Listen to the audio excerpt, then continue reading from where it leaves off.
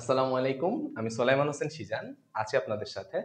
আজকে অনেকদিন পরে আপনাদের সামনে হাজির হলাম। আমি আসলে একটু অসুস্থ ছিলাম, এজন্য ভিডিও ছাড়তে পারিনি। তো আজকে একটা খুব গুরুত্বপূর্ণ টপিক নিয়ে হাজির হয়েছি। এসএসসি, এইচএসসি সবার জন্য এটা প্রযোজ্য। কারণ এটা একটা বেসিক কনসেপ্ট, সেটা হচ্ছে কেমিস্ট্রির জন্য। তো আজকে আমরা ইলেকট্রনের স্থানান্তরের ভিত্তিতে কিভাবে আম ইলেকট্রনের স্থানান্তরের ভিত্তিতে কিভাবে হচ্ছে সবকিছু যাচাই করা যায় এবং সেটা কি ধরনের বিক্রিয়া প্রদর্শন করবে সেটা নিয়ে আজকে আমরা আলোচনা করব, ঠিক আছে? তো ইলেকট্রনের স্থানান্তরের ভিত্তিতে এটাকে বলা হয় রেডক্স বিক্রিয়া। রেডক্স বিক্রিয়া কয় ধরনের? এটা আসলে 4 ধরনের, ঠিক আছে? একটাকে আমি বলতে পারি প্রতিস্থাপন, একটা প্রতিস্থাপন, একটা হচ্ছে বিয়োজন, একটা হচ্ছে বিয়োজন, একটা হচ্ছে সংযোজন, সংযোজন, আর একটা হচ্ছে দহন, ঠিক আছে? এই হচ্ছে 4টা বিক্রিয়া। ওকে, আমরা এগুলা তো জানি যে প্রতিস্থাপনটা কি। প্রতিস্থাপিত হওয়া, একটার ভিত্তিতে আরেকটা প্রতিস্থাপিত হওয়া, তাই না? তার মানে যেটা আমার হচ্ছে বিক্রিয়কে থাকবে সেটা উৎপাদে যে চেঞ্জও হইতে পারে, এটা হচ্ছে প্রতিস্থাপন। আবার যেটা হচ্ছে সংযোজন, মানে কোনো কিছু মানে অন্যান্য হচ্ছে অণু গঠিত হয়ে একটা নতুন যৌগ গঠন করবে, সেটা হচ্ছে আমার সংযোজন। অর্থাৎ ধরো আমি বললাম তোমাদের বোঝার খাতিরে যে দুইটা হচ্ছে আলাদা আলাদা মৌল অথবা যৌগ একত্রে হয়ে নতুন একটা যৌগ গঠন করবে, ঠিক আছে? আর বিয়োজনটা কি? বিয়োজন হচ্ছে একটা ভেঙে দুইটা উৎপাদে দুইটা হচ্ছে আলাদা আলাদা যৌগ গঠন করবে, তাই না? একটা ভেঙে দুইটা আলাদা আলাদা হয়ে যাবে, ঠিক আছে? এটা হচ্ছে বিয়োজন। আর যদি দহন বলে, দহন বললেই সেটাও চলে আসবে কি অক্সিজেনের সাহায্যে পুরালে, মানে অক্সিজেনের উপস্থিতিতে পোড়ানো হবে, ঠিক আছে? অক্সিজেনের উপস্থিতিতে কি করা হবে? পোড়ানো হবে। আশা করছি বোঝা গেছে। তো এই কনসেপ্ট গুলার ভিত্তিতে আমি তোমাদের একটু ইলেকট্রনের স্থানান্তরের ভিত্তিতে যেটা আছে সেটা নিয়ে একটু আলোচনা করি যে আসলে রেডক্স বিক্রিয়াটা কি। রেডক্সের বাংলা হচ্ছে জারণ বিজারণ, ঠিক আছে? এই যে এই রেডক্স, রেডক্সের রিডাকশন, রিডাকশন মানে হচ্ছে বিজারণ, ঠিক আছে? আরেকটা আছে অক্সিডেশন, অক্সিডেশন, অক্সিডেশন মানে হচ্ছে জারণ, ঠিক আছে? উভয়ে দুইটা একত্রে কি বলা হয়? একত্রে বলা হয় জারণ বিজারণ বিক্রিয়া, জারণ বিজারণ বিক্রিয়া, ঠিক আছে? আচ্ছা, এখন এটা যে আসলে জারণ বিজারণ বিক্রিয়া, এইটা আমি বুঝবো কিভাবে? ঠিক আছে, অর্থাৎ বিক্রিয়কে জারণের মান যেটা থাকবে উৎপাদের জারণের মানের সাথে সেটা তারতম্য ঘটতে হবে, অবশ্যই তারতম্য ঘটতে হবে, অর্থাৎ কম বেশি হতে হবে। যদি কম বেশি না ঘটে তাহলে সেখানে জারণ বিজারণ বিক্রিয়া সংঘটিত হয়নি, ঠিক আছে? সেটা হয়ে যাবে নন রেডক্স বিক্রিয়া। আচ্ছা, যেহেতু নন রেডক্স কথাটা চলে আসলো আমি একটু বলে রাখি, ঠিক আছে? নন রেডক্স মানে কি? নন রেডক্স মানে হচ্ছে জারণ বিজারণ নয়, ঠিক আছে? জারণ বিজারণ বিজারণ নয়, তার মানে এটা জারণ বিজারণ বিক্রিয়া হবে না, নন রেডক্স যেটা, ঠিক আছে? আচ্ছা, এই যে রেডক্স, এই যে আর ই, রেড, রেড থেকে রিডাকশন, অক্স থেকে অক্সিডেশন, এইরকম আসলে। তাহলে নন রেডক্স বিক্রিয়া আবার দুই ধরনের আছে, ঠিক আছে? নন রেডক্স বিক্রিয়া দুই ধরনের আছে। একটা হচ্ছে কি বলতো? একটা হচ্ছে অধঃক্ষেপণ, অধঃক্ষেপণ, ঠিক আছে? আরেকটা কি বলতো? আরেকটা হচ্ছে তোমার একটা অধঃক্ষেপণ আর একটা হচ্ছে প্রশমন বিক্রিয়া, তাই না? একটা হচ্ছে প্রশমন বিক্রিয়া, ঠিক আছে? এই দুই ধরনের বিক্রিয়া, একটা হচ্ছে অধঃক্ষেপণ আর একটা হচ্ছে প্রশমন বিক্রিয়া, ঠিক আছে? তো এইটা নিয়ে আমাদের আলোচনা না আজকে, আজকে মূলত আমরা রেডক্স নিয়ে আলোচনা করব। তো আমি একটা তোমাদের কনসেপ্ট দেখাই, তাহলে তোমরা এটা ভালোভাবে বুঝবা যে আসলে জারণ বিজারণটা কি। ধরো আমি একটা যদি প্রতিস্থাপন বিক্রিয়া নিই, এখান থেকে আমি একটা প্রতিস্থাপন বিক্রিয়া নিব।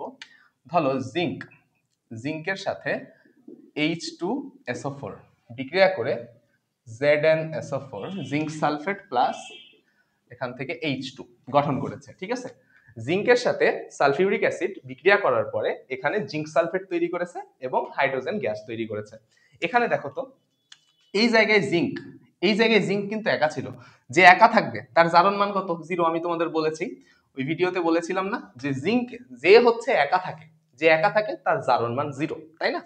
আর যারা যারা একত্রিত থাকে, মানে কোনো অণু হোক কোনো মৌল হোক, যেই একা থাকবে তারই জারণ মান কত হবে? 0 হবে, ঠিক আছে? আর যদি সে অণু হোক যৌগ হোক, তার মানে টোটালটার জারণ মান কত? 0।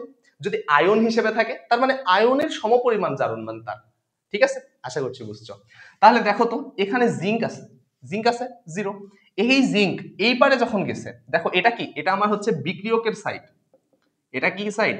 এটা হচ্ছে বিক্রিয়ক সাইড, আর এটা হচ্ছে উৎপাদ সাইড। এটা হচ্ছে উৎপাদ সাইড, তাই না? এখন দেখো তো, এইখানে জিঙ্কের ছিল 0, এইখানে যে জিঙ্ক 2+ গঠন করেছে, তাই না? এখানে এটাকে যদি আমি ভেঙে ফেলি, তাহলে কি পাবো? এখান থেকে আমি কি পাবো? এখান থেকে আমি জিঙ্ক 2+ পাবো আর SO4 2- পাবো, তাই না? তাহলে এখানে দেখো তো জিঙ্কের আয়ন কত? 2, তার মানে এখানে জিঙ্কের জারণ মান কত? 2। আর এই সালফারের কত বলো তো? সালফারের হচ্ছে 6, অক্সিজেনের কত? -2। অর্থাৎ এখান থেকে তুমি যদি একটু নির্ণয় করো, দেখো এখানে জিঙ্কের কত? 2+, তাই না? জিঙ্কের হইলো প্লাস, সালফারের কত বলো তো? সালফারের +6, তাই না? একটা আছে তাই 1, গুণ করার দরকার নেই, প্লাস অক্সিজেনের কত? -2 ইনটু কয়টা অক্সিজেন? 4টা। তাহলে দেখো তো সবগুলা ক্যালকুলেশন করো, কত আসে বলো তো? 2 + 6, 4 দুগুণে 8, -8, তাহলে আলটিমেটলি 0 আসছে। তাহলে টোটাল যে যৌগটা আছে, এই টোটাল যৌগের জারণ মান 0। আলাদা আলাদা মৌলের জারণ মান কিন্তু আলাদা, কিন্তু টোটালটার কত? 0। তাহলে এখানে যে হাইড্রোজেন আছে, এই হাইড্রোজেনের কত? 0। এই হাইড্রোজেনের কত? 0। তাহলে এইখানে যে জিঙ্ক আছে এরও কত? 0। কিন্তু এখানে দেখো তো হাইড্রোজেন কত ছিল? এইখানে হাইড্রোজেন কিন্তু 0 না, এখানে হাইড্রোজেন +1, তাই না? দুইটা হাইড্রোজেন আছে, তাহলে +1 × 2। তারপরে সালফার কত? সালফার 6, তাই না? অক্সিজেন কত? অক্সিজেনের হচ্ছে -2 × 4। তাহলে টোটালটা কত বলো তো? টোটালটা কত হচ্ছে? 2 + 6 -8, এটাও কত? 0। তাহলে টোটাল সালফিউরিক অ্যাসিডের 0, কিন্তু মৌলগুলো আলাদা আলাদা জারণ মান আছে। বুঝা গেছে? আশা করছি বুঝছো। তাহলে তুমি আমাকে বলো তো, এখানে পরিবর্তন কার কার ঘটেছে? আমি তো সবগুলার মান লিখে দিলাম, তাহলে তুমি আমাকে বলো কার জারণ মানের পরিবর্তন ঘটেছে? দেখো তো, এখানে জিঙ্ক কত ছিল? জিঙ্ক 0 ছিল, এইখানে যে জিঙ্ক 2+ হয়ে গেছে, তার মানে এই জায়গায় তুমি যদি একটু লক্ষ্য করো, যে জিঙ্ক 0 ছিল, এই জায়গায় যে জিঙ্ক কত হয়ে গেছে? জিঙ্ক 2+ হয়ে গেছে। তার মানে এখানে জারণ ঘটেছে কার বলো তো? জিঙ্কের জারণ ঘটেছে। ঠিক আছে? আমি কি বলেছিলাম তোমাদের? আমি তোমাদের কি বলেছিলাম? আমি তোমাদের বলেছিলাম যে জারণ মানে কি? জারণ মানে কি? জারণ মানে হচ্ছে জারণ সংখ্যা বৃদ্ধি, জারণ মান বৃদ্ধি। আর বিজারণ মানে কি বলছিলাম? বিজারণ, বিজারণ মান মানে হচ্ছে জারণ মান হ্রাস, এটা বলেছিলাম না? তাহলে একটা বলেছিলাম জারণ মানে জারণ মান বৃদ্ধি, বিজারণ মানে জারণ মান হ্রাস। তাহলে দেখো তো, জিঙ্কের এখানে 0 ছিল, হয়েছে কত? 2+, তার মানে এ জারণ মানটা কি হয়েছে? বৃদ্ধি পাইছে। তাহলে জারণ কার ঘটেছে? জিঙ্কের জারণ ঘটেছে। ঠিক আছে? এবার দেখো তো, এই জায়গায় যে তোমার হাইড্রোজেন, এই হাইড্রোজেনের আগে কত কত ছিল বলো তো? +1 ছিল। এখানে যে এ কত হয়েছে দেখো তো? 0 হয়ে গেছে। এখানে আগে কত ছিল? +1, এখানে যে কত হয়েছে? 0 হয়ে গেছে। তার মানে ওর কি বিজারণ ঘটেছে। তাহলে এখানে বিজারণ ঘটেছে কার? বিজারণ কার ঘটেছে? হাইড্রোজেনের বিজারণ ঘটেছে, তাই না? তাহলে আমি বলতে পারি যে এই জায়গায় জারণ কার ঘটেছে? জারণ ঘটেছে হচ্ছে জিঙ্কের। বিজারণ কার ঘটেছে? বিজারণ কার ঘটেছে? হাইড্রোজেনের, তাই না? তাহলে এইখানে এই জিঙ্ককে আমি আবার কি বলতে পারি? বিজারক। বিজারক, জিঙ্কের জারণ ঘটেছে, যার জারণ ঘটে সে বিজারক, আর যার বিজারণ ঘটে সে কি বলতো? সে জারক। এটা কমন কনসেপ্ট, এটা তোমরা জানো, সবাই জানো, তাই না? এখন জারণ অর্ধবিক্রিয়া, বিজারণ অর্ধবিক্রিয়া, এগুলাতে তোমাদের প্যারা লাগে, তাই না? আমি তোমাদের ডিটেইলসে বলার চেষ্টা করছি, ক্লাসটা একটু লং হচ্ছে, মনোযোগ দিয়ে ক্লাসটা করো, ঠিক আছে? তো জারণ অর্ধবিক্রিয়া, বিজারণ অর্ধবিক্রিয়া কেন বলা হয়? জারণের একটা বিক্রিয়া, বিজারণের একটা বিক্রিয়া, জারণের বিক্রিয়া অর্ধেক, বিজারণের বিক্রিয়া অর্ধেক, দুইটা মিলে সম্পূর্ণ একটা বিক্রিয়া, এজন্য কি বলা হচ্ছে? অর্ধবিক্রিয়া। ঠিক আছে? এটা নিয়ে প্যারা খাওয়ার কোনো দরকার নেই। তাহলে দেখো, আমরা যদি এইটুকু মিশাই দিই, এবার এখানে লিখি যে জারণের অর্ধবিক্রিয়া, তাহলে জারণ কার ঘটেছে বলো? জারণ অর্ধ বিক্রিয়া। দেখো তো কার জারণ ঘটেছে বলতো? জিঙ্কের জারণ ঘটেছে। তাহলে এই জিঙ্ক কি করেছে বলতো? ইলেকট্রন গ্রহণ করেছে না ত্যাগ করেছে? দেখো ওর পজিটিভ আয়নের পরিমাণ বাড়ছে না, তাহলে ও কি ত্যাগ করেছে না? তাহলে বলতো এই জায়গায় এই যে SO4, এই যে SO4, এই SO4 কি হিসেবে কাজ করছে? SO4 দর্শক আয়ন হিসেবে কাজ করছে, দর্শক আয়ন। ঠিক আছে? দর্শক আয়ন কারা? যাদের কোনো ওই বিক্রিয়াতে কোনো অবদান থাকে না। এর কি জারণ মানের কোনো পরিবর্তন হয়েছে? SO4 সালফেট আয়ন, এই যে SO4, এই SO4 2-, এ কি করছে? কোনো কাজই নাই। এ দেখো বিক্রিয়কে যে আছে, উৎপাদক সেই আছে, এর জারণ মানের কোনো পরিবর্তন নাই, 2-, 2-ই আছে। তার মানে এ কি বলতো? এ হচ্ছে দর্শক আয়ন, মানে চুপচাপ বসে আছে। বুঝতে পারছো আমার কথা? তাহলে দেখো জারণ ঘটেছে কার? জিঙ্কের। জিঙ্ক কি করেছে? জিঙ্ক দুইটা ইলেকট্রন কি করেছে? ত্যাগ করেছে, ছেড়ে দিয়েছে, গ্রহণ করেনি, এজন্য মাইনাস। ঠিক আছে, জিঙ্ক কি করেছে? দুইটা ইলেকট্রন ছেড়ে দিয়েছে, ছেড়ে দিয়ে কিসে পরিণত হয়েছে? জিঙ্ক 2 প্লাসে পরিণত হয়েছে, তাই না? শেষ।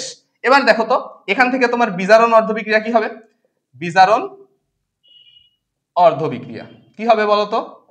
দেখো বিজারণ কার ঘটেছে? হাইড্রোজেনের বিজারণ ঘটেছে। হাইড্রোজেনের বিজারণ ঘটেছে বুঝলাম, কিন্তু এখানে দেখো তো একটা হাইড্রোজেন কয়টা ইলেকট্রন গ্রহণ করে? একটা হাইড্রোজেন একটা ইলেকট্রন গ্রহণ করে সে কিসে পরিণত হয়েছে? হাইড্রোজেনে। এখন এখানে কি একটা হাইড্রোজেন নিয়ে কাজ? দুইটা হাইড্রোজেন নিয়ে কাজ। তাহলে দুইটা হাইড্রোজেন কয়টা ইলেকট্রন গ্রহণ করবে?